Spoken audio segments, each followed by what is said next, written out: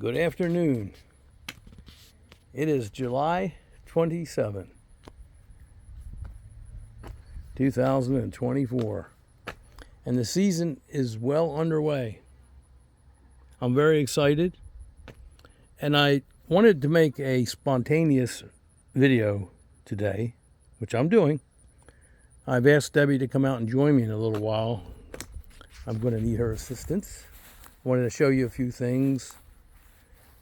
She hasn't been feeling real well lately, but she's always in good spirits, and she keeps my spirits up. When they say, I don't know, when they say somebody, you've heard the expression, my better half. Well, Debbie's my better half on steroids, and she always lifts my spirits up. I have so many things that I need to do. There's so much maintenance that comes with having a large property, especially this time of year. I can barely keep up. And I don't want her to help because she hurt her back a few weeks ago, and it still hurts her a little. But again, she's a valiant warrior, and she never gives up. I have to try to tamper down a little bit her enthusiasm, because otherwise she might continue and hurt herself more. I saw while walking around here, in addition to all of the things I have to do, I got to catch a little squirrel that was in my last video. This little squirrel's been eating my figs and causing a little bit of a ruckus around here, and she's been knocking over, the squirrel's been knocking over Debbie's bird feeders, and actually getting up on the hummingbird feeder, knocking it down and taking it apart. I don't know how it twisted it apart, but it did. He's trying to get into it, and he's knocked these things down off their perch. So I'm going to catch that squirrel and relocate it. And I've got some maintenance to do around here. But while I was walking around this morning with some coffee, I saw some things that I thought you might be interested in. So hang on. I know I'm babbling here, but it's going to be about figs, a little bit about persimmons, about pruning, but mostly about figs. I have some things I wanted to show you. I have a ripe fig. Let me go back here and start with that. A ripe Maincrop Fig. I had one 5 days ago on the Plets.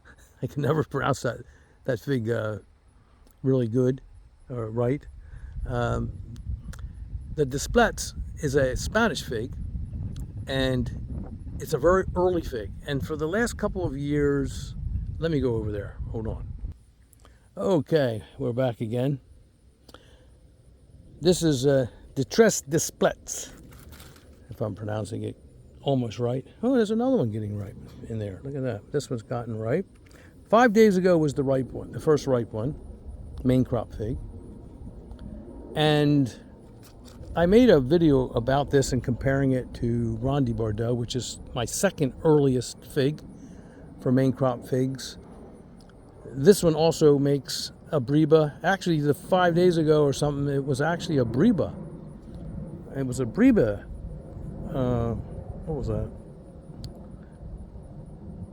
I think it was a Breba. Maybe okay. I'm losing my train of thought here, but maybe it was more than 5 days ago. But this is the first Maincrop fig, I believe, and I've got it covered to keep the birds off it. I made a video about this tree and compared it to Ronde Bordeaux, which is my second earliest tree. This tree with the Maincrop figs has beaten out my Ronde Bordeaux every year, but only by a very short period.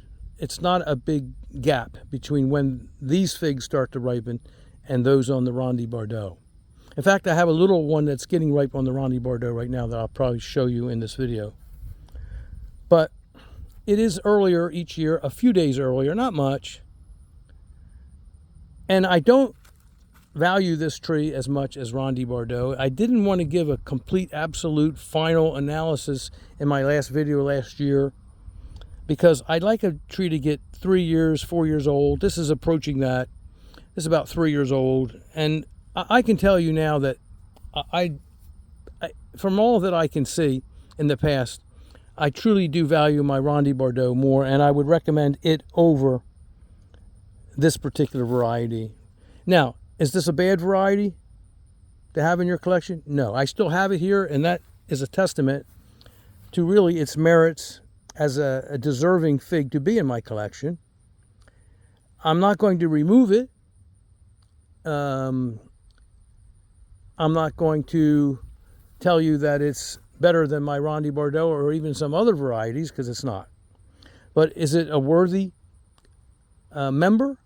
Does it deserve to be a part of your collection if you so? Uh-oh.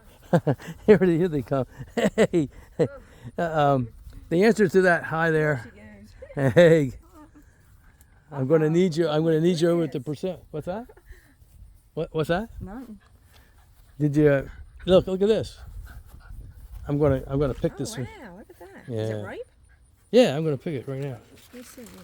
Let me get it out of here. There we go. Is that ripe? Yeah, it's ripe enough to eat. Yeah. Oh yeah, That's a nice I can big. see the color of it. Nice big Maincrop Fig. Yeah, There's another one getting right there. See it? Oh yeah. So these are the first. I have a little one on the Ronde Bordeaux. I have a little fig that's getting ripe. That's nice looking. Ronde Bordeaux doesn't make any Breba for me. Very rare. I did make a video of one once. This makes Breba, a couple Breba a year. Anyway, here, let's pull that apart. There we go. Oh, it's not quite ripe. Not quite ripe. Could have been a little riper. Oh jeez. Yeah, you can have that piece. Yeah. It's sweet though. Yeah. It's good. Not as good as Ronde. But we're not being fair. It could have gone in. Hey, wait! Get out of there! Come out of there! Come out of there! Out of there! Get out of there! Papa, what are you doing? Come on out of there. Come on, Getting away in from trouble. here. We don't know what's around here. Come on. Can't take our eyes off of you. I don't have anything else ripe in my collection.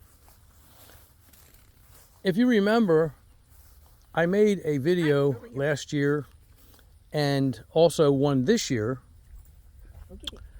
with regard to a fig in my collection that I'm kind of excited about.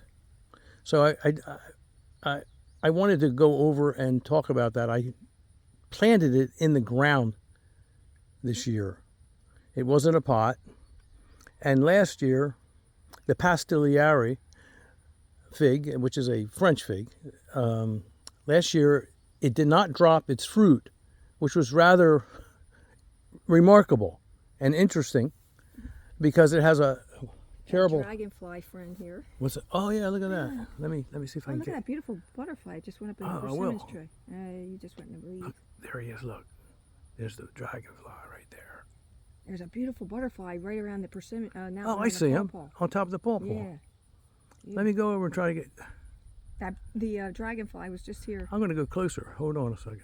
Put on under the pawpaw tree.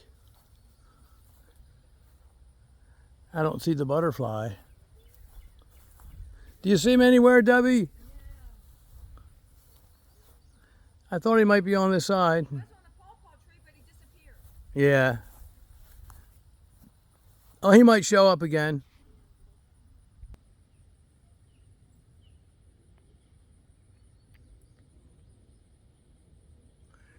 Did he leave? The dragonfly left. Okay, he's coming back. He's coming back.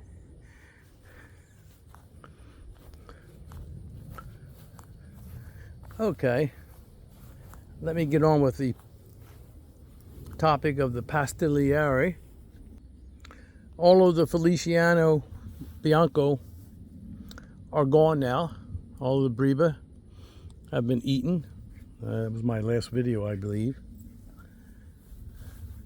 And I expect the Maincrop figs to be coming in soon. It is the 27th of July. And I'm sure the Ronde Bordeaux, as I said, I have one getting ripe. And I'm sure the Ronde Bordeaux will be getting ripe very soon. So we're going to have a very large crop of many, many, many figs. I'm just looking in here to be sure. I don't see anything ripe. And I don't. So, again, once again, back to the Pastiliere. Or I think in French, it would probably be Pastiliere. That's what I think it would be. I noticed something interesting that I wanted to bring to your attention. So I'm going to go over in that area now, and we're going to discuss that. Want some basil, anybody? Time to make pesto sauce again.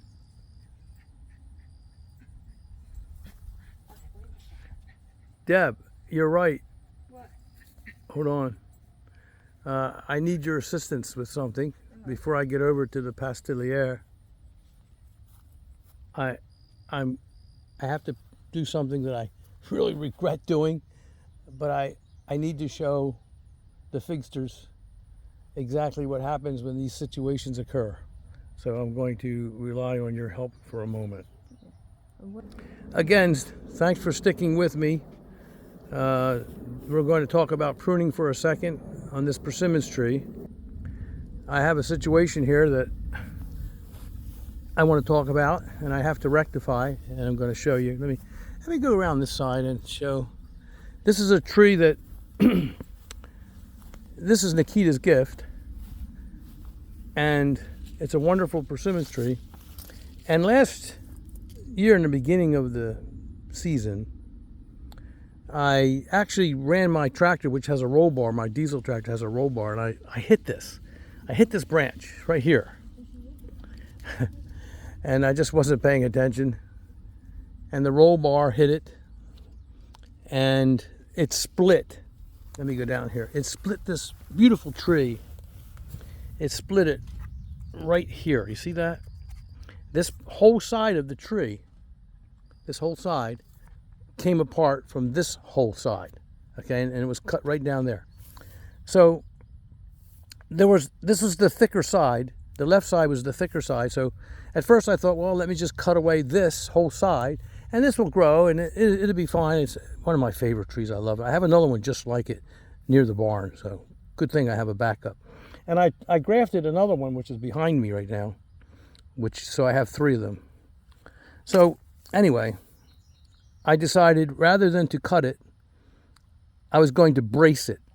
So I came up with this concoction here. You know, I put the wood here, different treated woods and things. And these big stainless steel bands, clamps. And I tightened them up and put pieces of wood. This is a piece of dead wood here that I put in there. So it wouldn't dig into the tree. I don't want it to dig in. And I closed it up. I closed it. Debbie helped me push this branch closer to this branch so that there would be little gap, and I kept tightening, and I tightened it all the way up. And so far, it has held magnificently. Last year, the branches on this side of the tree that had fruit, they all got ripe. And this year, there's so much fruit on this side of the tree. Let me get back so I can scale this. Look at all this. Look at all the fruit. On this side of the tree, the side that I repaired, there's fruit everywhere.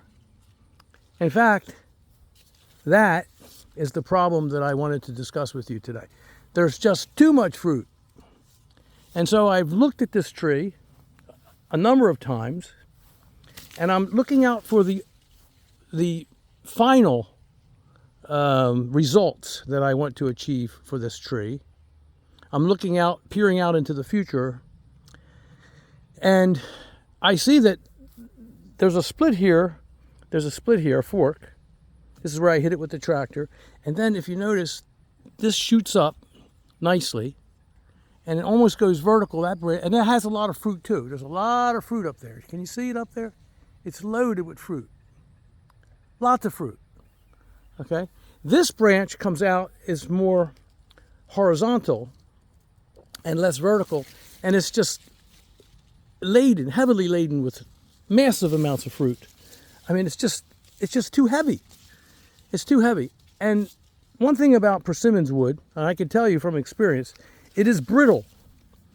And they are prone in a situation like this where you have a horizontal branch with a lot of weight, and I mean a lot of weight. And as these persimmons get bigger, the weight's getting more and more and more. And then you have the threat of storms windstorms. We had a bad one come through here last week. This is going to break. This is going to break here. And it may cause more damage. It might split all the way down and cause this branch to be in threat, to be threatened or possibly die back. And then the whole side of the tree is going to be worthless. And all that work will have been done in vain. So I need to remove, here it goes. Gosh, I made another video last year about how difficult it is sometimes to prune. You have to prune away fruit. You have to do things that you really don't feel comfortable with at the time.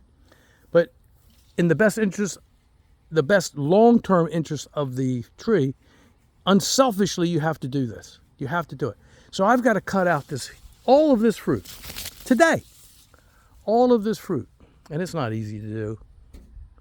I don't want to do it. But I have to do it. Because we have to think of the tree first. Always think about the tree first.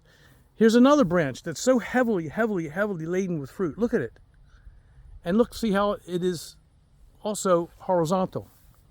So I might today also, this is going to really hurt me. I don't know if I'm going to be able to sleep tonight or the next week.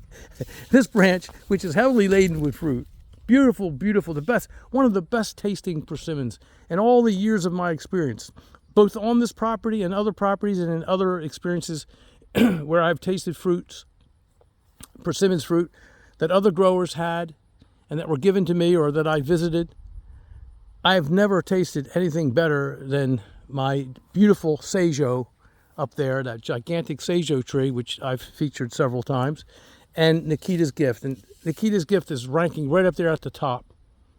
I like it even better than the Rosianka, which is out there, which is also a delicious, delicious persimmons that I've talked about. But I've got to sacrifice all these fruits today.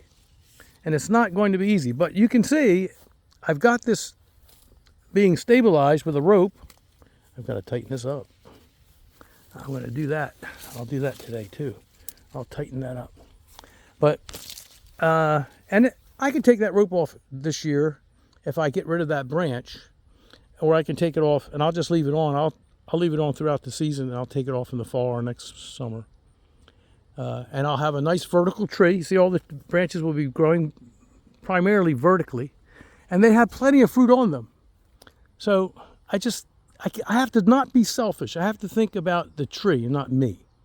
Okay, I've got to make the sacrifice. So I'm going to put you on a little pause, and then Debbie's going to help me, and I'm going to cut this branch away. And then I'm going to take a 5-minute pause, and I'm going to cry like a little baby, and then I'll be back. I think it's funny. Debbie says, "You're taking that branch off?" And I said, "Yes." She goes, "Why?" I said, "I just explained why." And she says, "I don't understand." I wasn't here when you were But if you look at it though, look, you see it? It's hanging, it's just too, look at it. It's almost like horizontal, you see? Yeah. And it's so heavy, it's gonna break anyway, the next storm that comes through here. I just have to, I want this tree to grow upright. You have to think of the tree's best interest long term. You have to. So maybe you could, you know what? I don't like when they grow up right because they're harder to get. Yeah, but these are dwarf trees. They're easy. Yeah. You go up on a step ladder. It's no big deal. Yeah, that's good. Yeah. Look, I don't want to get rid of them. I could take the easy way out. I could cut some of those branches and still keep some fruit because I could give some of that fruit away. It's so delicious, you know. Yeah, it's well. But I'm not going to because I just have to do. I'm just going to do it. Yeah. I'm going to do it, and then I'm going to weep like a little girl. Here, here. You want to hold that? Come on over here. Come on in here. Or a little boy. Let's be fair. We all cry. Are you ready? Yeah, I don't know if this is clear. Is it clear? I think it's pretty good. Okay, let's see. I'm gonna cut it right here. I could take. Here I go again with my combo. I could leave that. I'm gonna take the whole thing off. Right? Okay. I'm gonna do like I said I was gonna do. Watch. And I don't like this. Now I'm gonna undercut a little bit because I want this. I don't want it to peel when the branch breaks. I don't want it Can we to try to hold something? peel this part of the branch down. Yeah, you can hold it if you want. It's not too bad. I'm just going to cut a little bit. I'm going to undercut it there. Okay, now it's starting to fold in on the saw. So now I'll take it from the top. If you can hold the weight up a little when I get, so it's, and then I'll break it off real fast. Hold it up. Got it? Yep. Whoa, wait. Okay, we did pretty good. Yeah. Okay, that's good. Now look, this really, I think, this really qualifies as a tree. Yeah, that's to some people. quite a section there. And that's a huge Wow, section. look at all the persimmons. I don't know if it's Exactly. coming up right. It's a lot of sunshine. That would qualify as a medium-sized tree to a lot of gardeners, and it hurts. It does hurt. Now I'm going to seek your advice, Deb. The pain is pretty intense already, and pointed over here. And there's this branch still. There's this branch here. See that one? It's sagging down. It's hard to see from this angle. And there's a lot of fruit on that one too. You see it? Yeah. That one right there. Yeah. Well, it's a smaller. Maybe you can get away with it till the end of the season for that one. I don't know. Yeah. It's really. I really, I would try to tie it with a rope, but I just don't think it would remedy the problem. Maybe that one I can tie with a rope. I can pull. I think I'm going to get a rope out and pull them together on the top so that they grow more vertically, and over time they will. But that's a bit of a problem, Let's look and see. I think I might want to take that branch off too. Well, look at it from a different angle and make sure. Yeah, I don't know. good idea. See it hanging down? Yeah. All that fruit though. Now I'm not worried about that one as much as I was the other. The other that was I would a leave this massive one weight. alone. I could take part of this off. I could clip part of that off and still retain a little bit of fruit. Or I could just cut the whole darn thing off. I would just leave it alone for now. There's plenty of fruit on the tree. There's plenty of fruit. And I got a whole nother tree over there. Yeah. I have one as big as this. And then I have this one here behind me. This come on over here. It's the same variety? This is a one that I grafted on an American persimmons, the small one. And come on over here, I can show you. This is Nikitas Gift too, see? Yeah. I got that tied. I've got, I don't want to explain, but I've got another persimmons tree on top of it, which is a special tree that's the one we got from near the Lancaster area. Does this one look like it's getting some kind it of does. something on it? Look at that. Yep. Look at It's that. no big deal. I can spray that up with something. I don't like to spray anything. Yeah. But this one here is perfect. Yep. But This is a. it's getting a little bit too much shade from the Sajo tree. So, I'd say just leave it alone for now. I don't know. all right, you want to just think about that one? Yeah. I think I'm going to take it all. I hate to take all those fruits off. I could tie them over to that one branch over there and pull the rope over so that it takes the weight off. We'll see. Yeah. I did get rid of the branch that I Yeah. really wanted to, the target branch that I wanted to get rid of. Yeah. Now I have to go talk about my other subject of today. Thank you for being patient, everyone. I just saw another thing I wanted to talk about.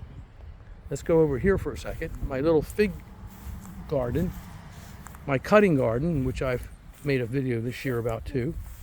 And I can give you an update on that. I think you'd be interested, fixers out there. But here are some previous cuttings. I've been giving some trees away, and I've been replanting them myself too.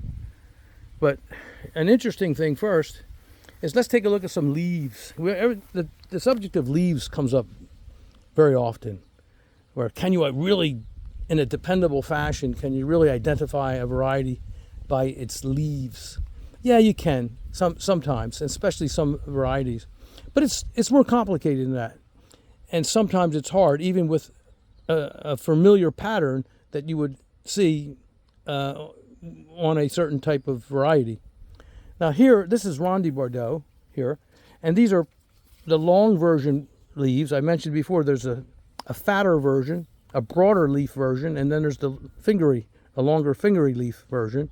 This is the longer fingery leaf version, and I never saw much difference in the quality of the fruit. I have both. I've never really observed much of a difference in any of the characteristic traits of the Ronde Bordeaux based on what kind of leaf pattern it has. Not personally. If anybody out there has, let me know, but I haven't, not with the varieties I have. But this one performed so well, and I kind of like the way it looks, that I try to propagate that more than I do the others. Over here we have Smith. I have a couple of Smiths that I started in the ground a couple years ago. I gave some away, and very interesting. See how the pattern is different? The Smith is certainly different than the Ronde Bordeaux. Here's the Ronde Bordeaux, which does have a reputation for having a distinctive leaf, usually. But then if you go over here, there's another Ronde Bordeaux, and it's not so much. See, there's another Ronde Bordeaux, and it's kind of odd, but it is Ronde Bordeaux. It's even tagged such, and I know because I did it myself. Here's another Ronde Bordeaux here, and it has a tag, you can see, Ronde Bordeaux, and its leaves are a little different too than that one over there. And it's not the broadleaf version. So you never can 100% rely on leaves to identify a fig tree. It just can't be done. Here from this side, here we are with the Smith. And here we're not having any trouble. The leaves are pretty distinctive. Although I've seen videos with Smith that have slightly different leaf patterns. Okay, let's go over to another part. We're finished with this. The fig garden, the update, the cutting garden. Sit down here and take a little rest. And let's talk about it for a second. I love this. It's fun. I wish I had my coffee, but I don't. As I mentioned before, and these weren't as well developed when I made the video about this little cutting garden that I have here this year. I didn't put many things in it. Okay, this is an Italian 258, which is over a month old, same as these, and that is an Italian 258, which it didn't die, and it's going to definitely survive. I'm convinced of that. Getting a little dry. I got to put some water on that today. These are all Italian 258, and they are doing marvelously. I'm very, very, very convinced, totally convinced that these are going to survive nicely. And then what I will do, watch this, I'm going to take this tool, a machete. One time I was driving back in the country, and a truckload of farm workers were in the front, and this thing actually bounced out of the truck. They didn't notice it, and I went back and picked it up, and I've had it for 30 years. I've had it a long time. Can you see it? But I'll take this eventually, and I'll drive it into the ground, and I'll make a square, and I'll cut a square around the roots of these, and then I'll remove them carefully and put them in a pot.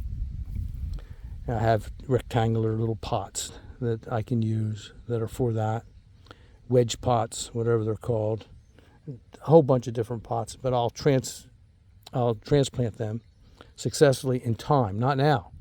They're too delicate to move. Over here, this did not fully leaf out yet. That didn't fully leaf out yet. This is beginning now, so I didn't give up on it. And this is another 258, and that's a 258, which I don't give up on. You see, it still has a green head, okay, bud, and it's going to leaf out. I'm confident that they're all going to leaf out. And here, these three are Valle San Juan.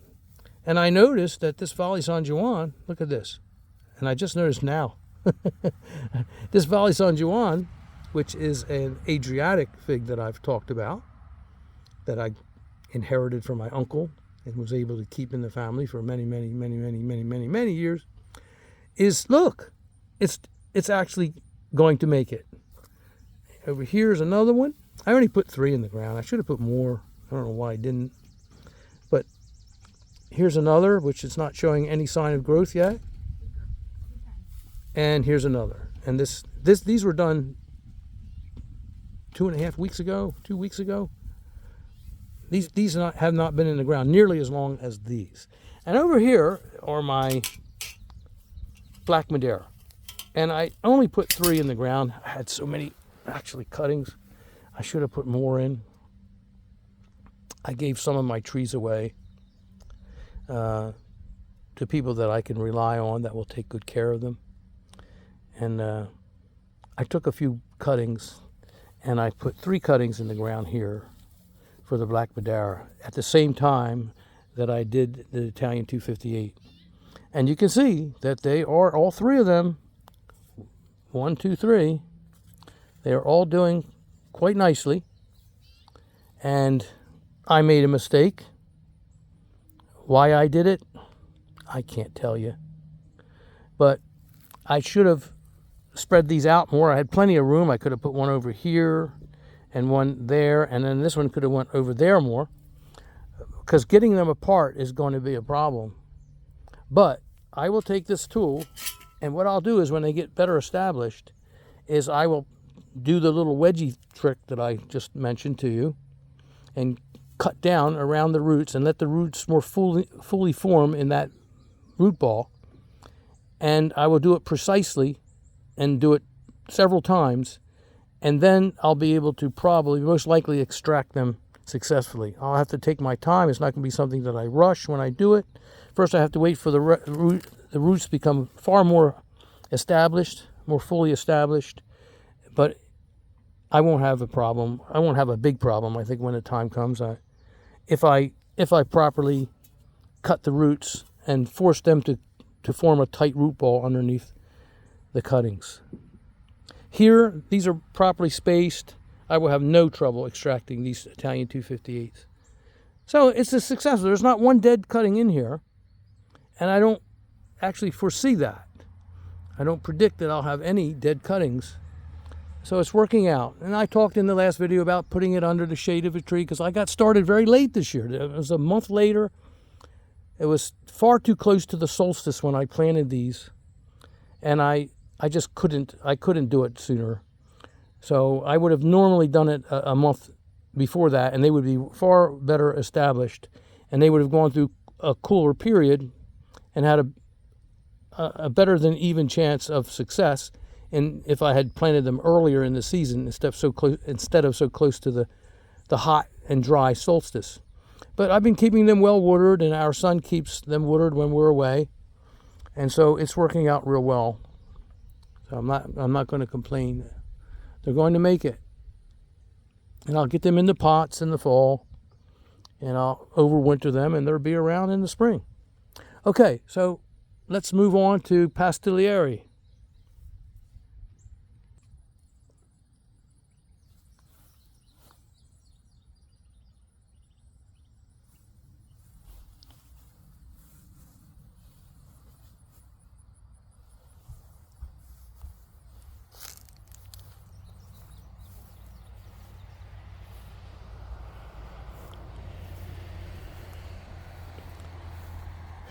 I mentioned that I had a Ronde Bordeaux getting ripe.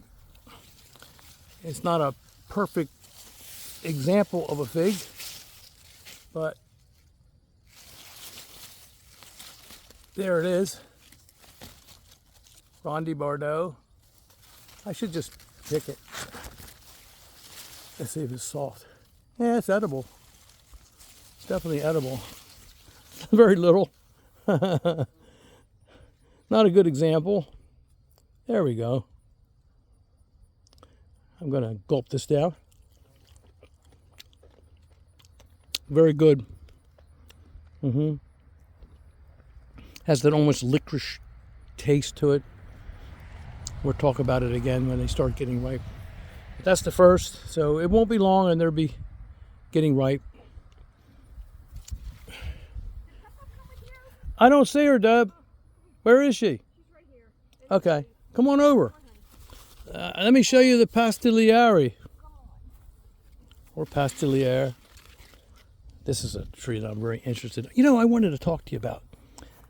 There's the Pastiliere we're going to talk about. You see that? But I want to talk about improved Celeste. Because this is a tree that really, I haven't talked a great deal about, but this needs to be in everybody, in my opinion. It's everybody's garden.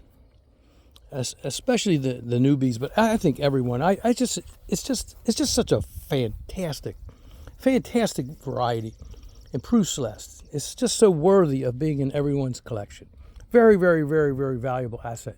Unless you don't have the room, or you have some other overriding, dominant intention, or some favorite that you have to put in a certain location and can't spare any more locations.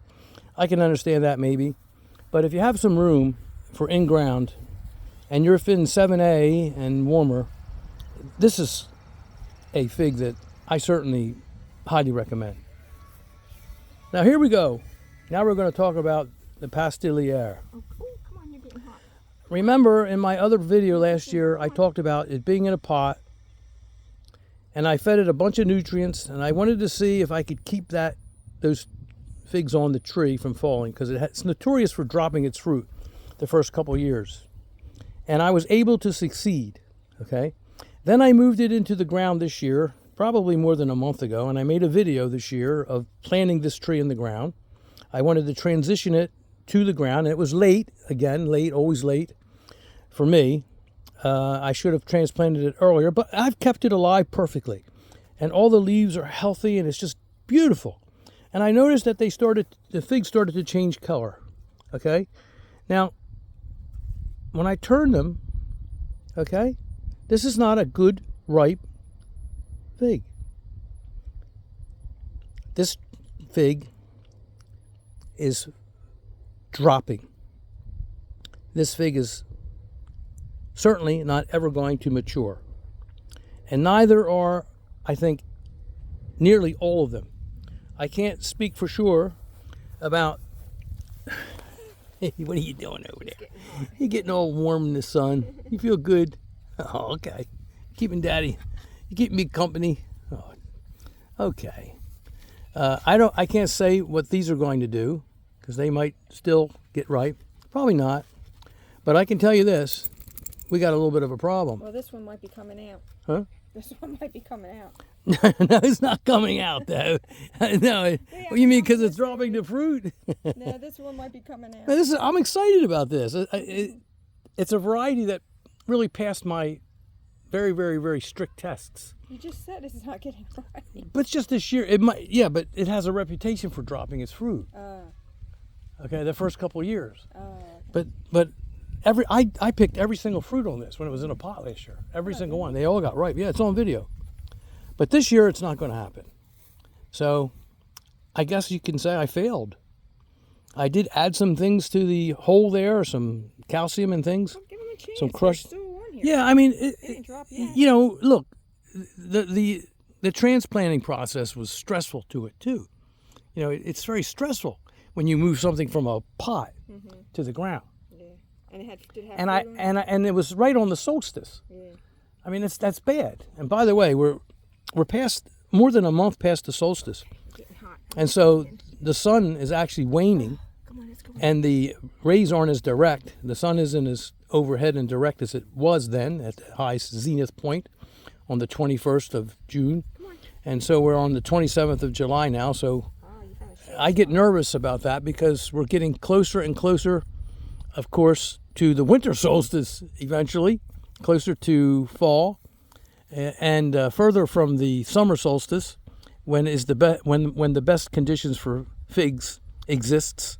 And so the nights are beginning to get cooler already. I've come out every night and walk around, and I can definitely feel, believe it or not, I can feel the beginning of fall in the air. And so can Debbie. We talk about it all the time, but we're pretty attuned to it. We're very close to nature out here. And we know it's happening. But fortunately, I think the Maincrop figs are going to be coming in soon, as they do every year. And there's plenty of summer left. And the sun is high enough that we're going to get very, very good quality fruit, as we always do in our orchard.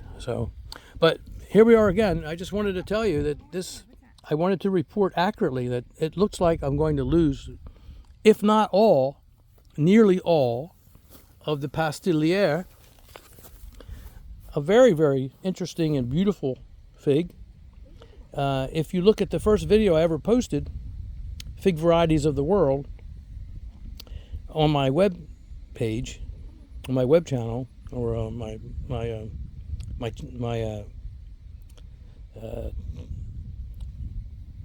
YouTube channel, you will see that there's the photograph of that video is a big collection of beautiful Pastiliere figs.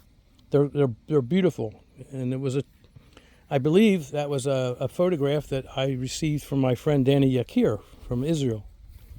And so you might want to look at that. It's just they're beautiful figs. They're wonderful, and I'm looking forward to it. Maybe next year they won't drop. Maybe they will. The word out is that after a few years they stop. I was able to obtain this from my friend Steve, and he's been getting good crops the last couple of years from this tree, and this came from his tree directly. And so I have every reason to look very forward to future crops, wonderful crops, especially when this gets established in the ground as an in-ground tree fully. I hope it overwinters well. He said that it's very winter hardy in his experience. So I've got it in a pretty protected place here where the northwest winds can't hit this area as well. And the sun beats down even in the wintertime all day here. So I'm hoping that it's not real close to the house, but I'm hoping that it's warm enough here that it will survive. So it looks like they're going to drop off. I'll keep you posted. I'll make another video. If I get any right ones, of course, I'll video those as well. And with that, I'm going to have to let you go. This video is far longer than I had planned on. Everything is doing very, very well. I'm very, very, very excited and happy with the results of the orchard and all of the figs that are going to be ripening soon. It's a wonderful feeling. Let me get back so I can scale this for you. Hey! Hey! What are you doing? Uh-oh, wait. I think she's going to go in now. She's hot. Okay. She's hot. Well, thanks for helping me with the branch and everything. Yeah. So what do you We think? can decide on that other one later. It's not Yeah. an emergency. Wait on it? Yeah, it's not an emergency. You keep backing up. I want to get you in here. I don't want to be in. How about we put you on there? I don't want to be in. I'll put my better half. No, thank you. So, ready to go? You wanted to do some shopping, so we're going to take off now. So let's get ready to go. I'm going to grab some coffee. I need a second cup of coffee. Oh, a breeze is coming. Look at it. Yeah, that feels good. Oh, it does feel great, doesn't it? Wow. Wonderful. Oh, look at it. Wow. Out of nowhere. Mm-hmm. The Crepe Myrtle. What's that? Oh, yeah. Yeah, it's beautiful. It's in full bloom. You see the Crepe Myrtle? Yeah, it's in full bloom. I mean, I'll get that in there. Hold on a second. Let's take a look at the Crepe Myrtle. Debbie's flowers. Mary's planted those for us. Yeah, our son Those every planted year for Mother's Day. planted all of those flowers for Debbie for Mother's Day. He did a magnificent job. He does every year. Every year he does it. This is Debbie's Crepe Myrtle. Mine too. I love Crepe Myrtle. I've talked about them down in the other property. Look how beautiful. Isn't it beautiful? Just lovely. Yeah, it's in Let's scale it back. bloom right now. Let me scale it. It's nice out here today. That breeze feels wonderful, doesn't it? Yeah, hope it continues. There we go. Isn't that a beauty? I think everyone out there can appreciate Yeah, I love crepe myrtle. how beautiful the Crepe Myrtle is. They last quite a while with the bloom too. Oh yeah, yeah. They last quite a while. They're the longest blooming of the ornamental plants, I think. Far more than others. I love them. Over here. You can see I have this tied too. I've talked about how I tie everything practically to try to train it. You see that? I've got it tied so that it grows more vertical, which is, I got to get a rope on that persimmons that we talked about today too, and pull it on the top to be more vertical. And then after a few years, it is vertical, you know, and it's trained that way. So it works out really nice. What's she doing? She's trying to find shade. Oh, She's found some shade. okay. What you doing, you little rascal? Uh-oh. All right, I'm all finished. Thanks for visiting. I always enjoy your visits. Thanks for subscribing. I appreciate your company. I had fun today. It's a lovely day. I hope we talked about a few interesting subjects that were of some interest to you. I picked up a few pointers here and there. It's always fun. I learn something every day. I listen and I listen and I listen always. I don't just always blab like I do on these videos. I very often pay attention to my environment and I study it very, very intensely. And I listen to others and other gardeners and I visit them. I listen to what they have to say and I value what they have to say. And I always glean very, very important information from every single source where I make inquiries. And that's what this is all about. Good day. She got it. Oh, you're going back in the shade, huh? Bye, thanks. Bye-bye.